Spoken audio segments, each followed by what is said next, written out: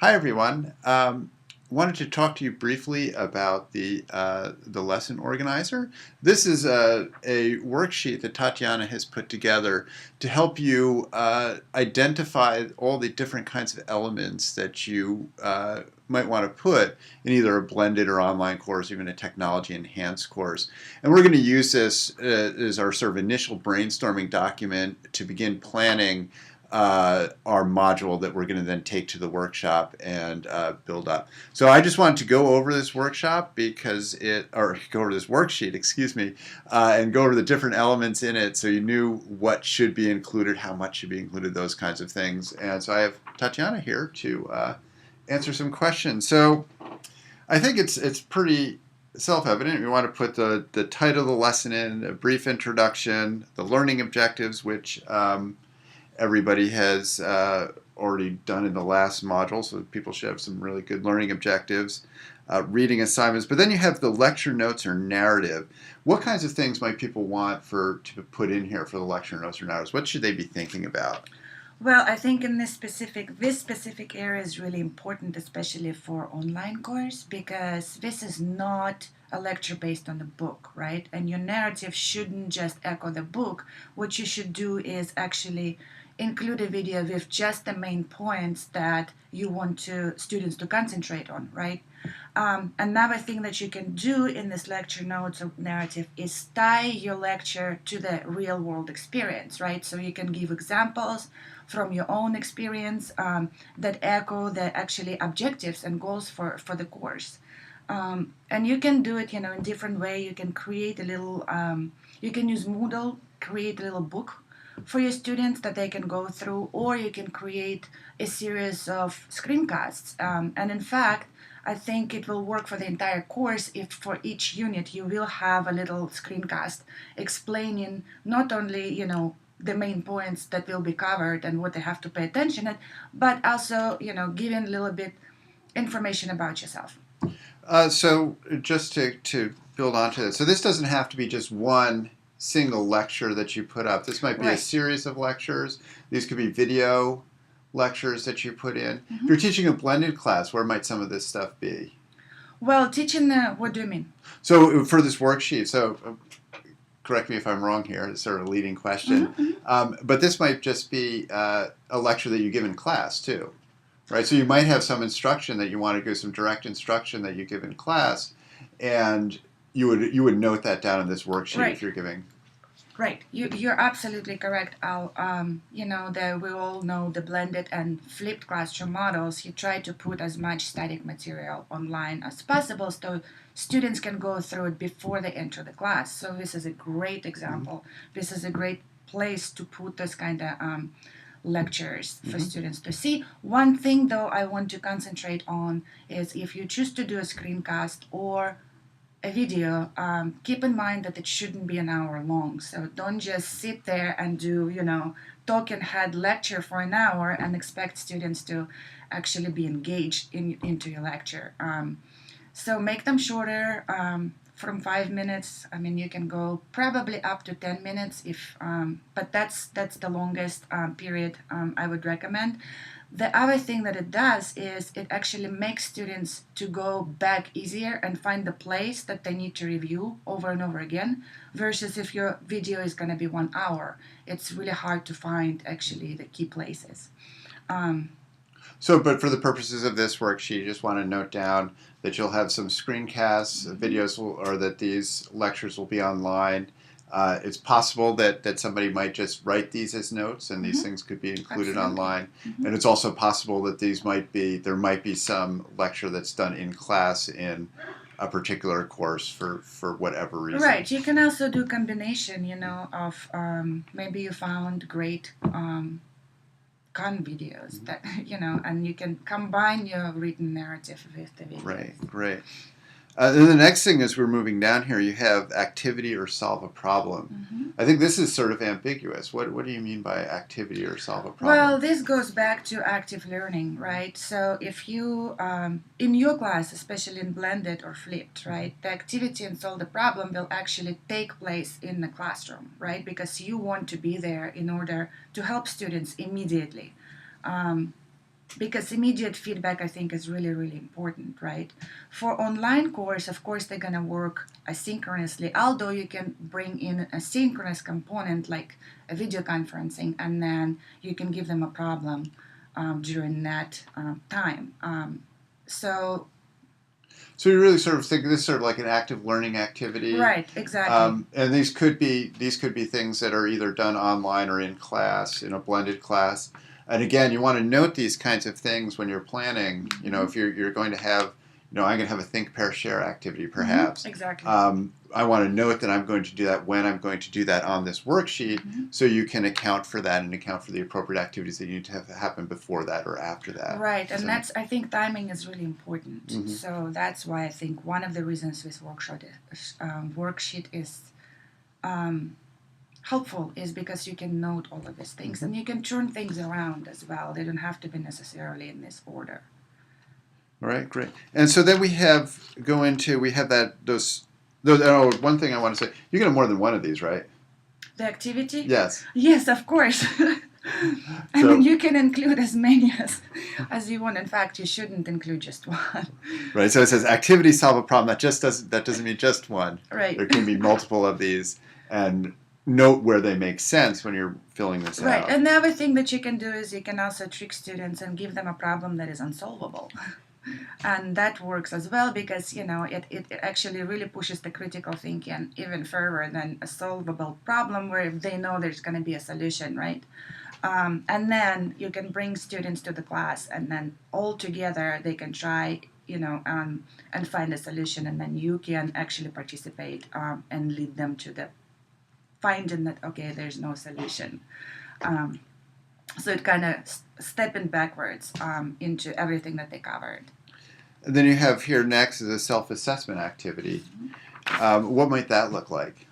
Well, the self assessment can contain a series of questions pertaining to the learning experience, such as what was the most difficult point that you had, problems with in a lecture, right? And it's a good idea to like include specific things, not just include, well, in this week's material which problems you experience, because it's more ambiguous, right? This is the actually the case where you have to be a little bit more specific, um, because self-assessment, the word itself is a bit, all-inclusive. So you want to narrow down exact experience that you want them to talk about or think about. Right. And then again, so some specific things that could be. That could be a quiz, right? That could be a quiz. That just allows students to take over and over again. Yep. What other kinds of things might that Yep. be? The other thing could be a little essay. It could be a discussion post with the prompts, with specific questions. The discussions are great because then other students can relate to other students' experience, which I think is really, really important. And especially in online course, it makes them feel less solitary because, in a synchronous course, you do have this separation from other people. It's just a computer screen. And what about for blended courses? Can this be done in class? What kinds of activities might be done in class Right. for self-assessment? So I think for self-assessment, they can create even an artifact, right, and then share it in class. Yeah. I mean, one of the interesting things that you can do, you can perhaps make them create a comic about their step-by-step journey from the week's material. This way, it's not only reflective activity, but it's also really hands-on activity. Right. So, and then they can share and evaluate each other's comics in class, right? Yeah. And it's also really engaging because they actually, there's artistic part and really visual part to it. So that's kind of a neat point. I think with all of these things, you can, if you're in a blended class, you can actually have some of these activities happen online and then continue them in class, or and vice versa. So you could have that comic created online and share it in class, or have it created in class and shoot a picture of it and share it online. Absolutely. Another point, of blended or online courses is that at some point you actually put the student in the driving seat, right? They have to kind of take responsibility for not only their own learning and their own learning process, but also finding out the ways to create the comic, for example, right? You don't necessarily have to spell out for them because that's acquiring the skills, and they acquire it the way that is more comfortable for them, right? So I want to get on here because I think here's something that I'm a little confused at. You have next week you have additional resources. We don't need to go over that, but you have assignment. And what's the difference between an assignment and an activity? Well, activity is, it doesn't have to be, let's say, it doesn't have to be formal assignment, right? Activity can be like in conjunction with the instruction. Activity is also, well, by the word itself, is more active, right? So it's a more active learning aspect of your week, rather than assignment doesn't necessarily have to be, right?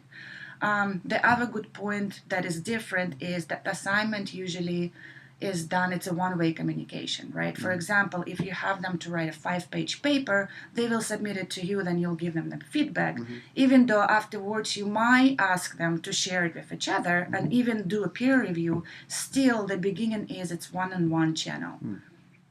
Does That's it make great. sense? Yeah, that's very helpful. And then you have a reflection assignment in here. How's that, again, how are you distinguishing that from an assignment and from an activity? Well, again, reflection assignment, I think, got that.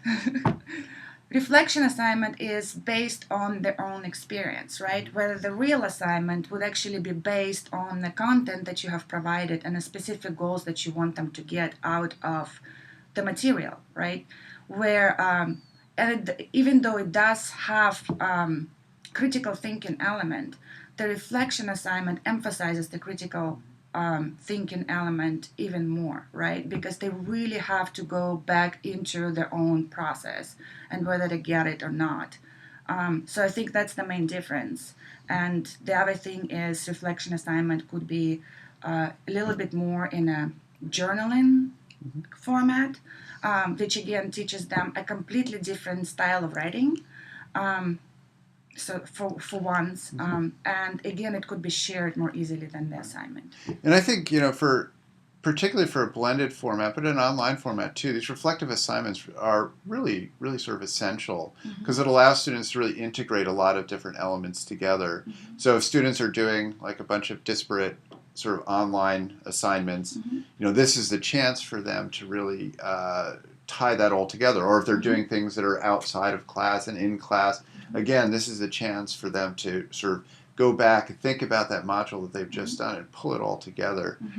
So I really think this is an essential part to this whole process. Not to mention, that during the reflection, this is when I think students put together the material and then the knowledge transfer as well, right? Which, I mean, it can be done to a certain degree in the assignment, but it's more controlled than reflection. And you have two last things here. You have discussions and quiz. And again, so discussion, you have this put in as sort of a separate thing. Again, different from assignments and different from... So I might, sort of I look at this and I was like, well, my discussions are activities or my discussions are assignments. Why have you separated that out? Well, discussion is more multiple channel of communication, right? With activity is less formal, right? And it's more of the hands-on kinesthetic style, right? If we talk about learning styles. Discussion is more, it's verbal, right? So it's not only expressing your opinion, but it's also bouncing your opinion off your classmates' opinion, right? So again, it's creating a cohesive something out of many points of view, right? Another thing that happens during discussion is students can also put themselves into other students' perspectives, right? So sort of walking in their shoes.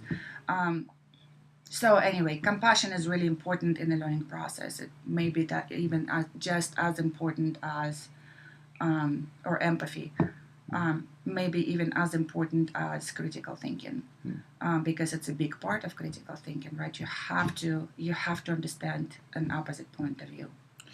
And what kind of notation would you like people to put down here?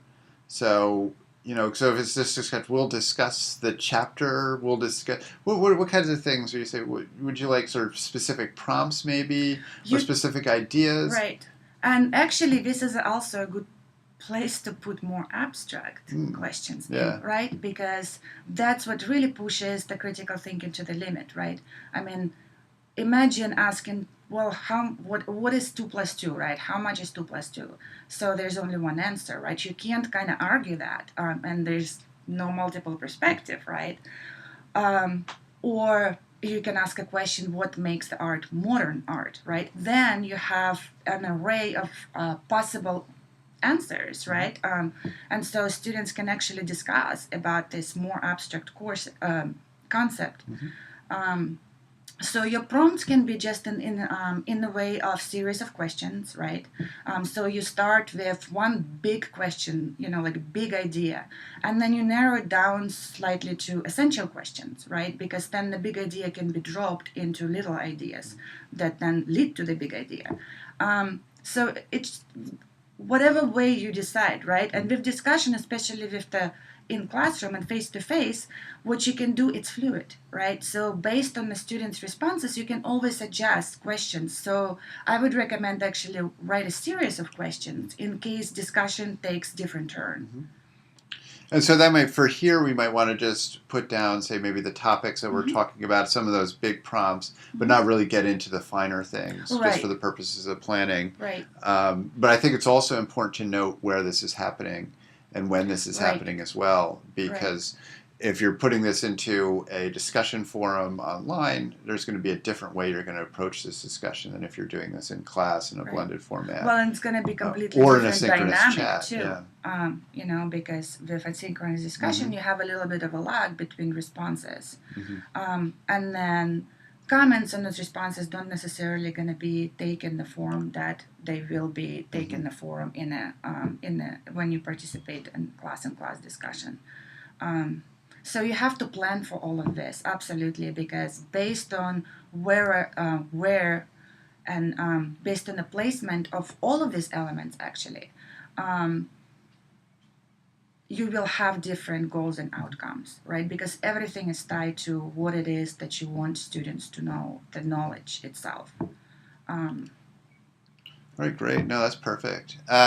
So hopefully this will give you a little bit. We're going to sort of wrap up here. We just sort of walked through the sheet, but hopefully this will give you enough sort of background that when you're filling this, you're going through this and working through this, that you'll have something to work with, and you'll have a little more insight into what these questions are trying to pull out from you or to elicit from you, to emphasize. So again, always let us know if you have any questions as you're doing this. We're looking forward to seeing all these plans online. And last thing is that we will be using this. We'll be taking this worksheet in just the next couple of days when we come to the face-to-face session, and we'll be using this to actually start building our course out, which is what we're going to do in the face-to-face session. So this is starting to get to this really, important part of the planning process. So take some time to think about this. Tatiana, do you have some last words? I just want to emphasize one aspect, and that is learning objectives, because learning objectives are very, very important, not just for you, but for students as well, because then they know upfront what is expected, right? And in a way, you give them a map of what is going to happen and what kind of knowledge they have to acquire during a week's module or etc. And it's okay. So you've written up some learning objectives from your last module. Those would be the perfect ones just to plop right in here. But you may notice that when you're writing out your activities and things like this to start the planning process, that those seem to become that those might need to be modified. It's okay to go and modify those. And in you can fact, always go. There should be an iterative process, as you go through and design things. So like, oh, this one's not quite right, so let me change that. Let me tweak that to make it work right with how the course is coming out. In fact, some of the methods of designing a course will require to actually start with activities and then, based on that, create learning objectives. Great. Well, thank you, everybody, and we will see you online. And by the time that you're getting to this video, we'll see you in just a couple days in the face-to-face session. Looking forward to it. Bye, everybody.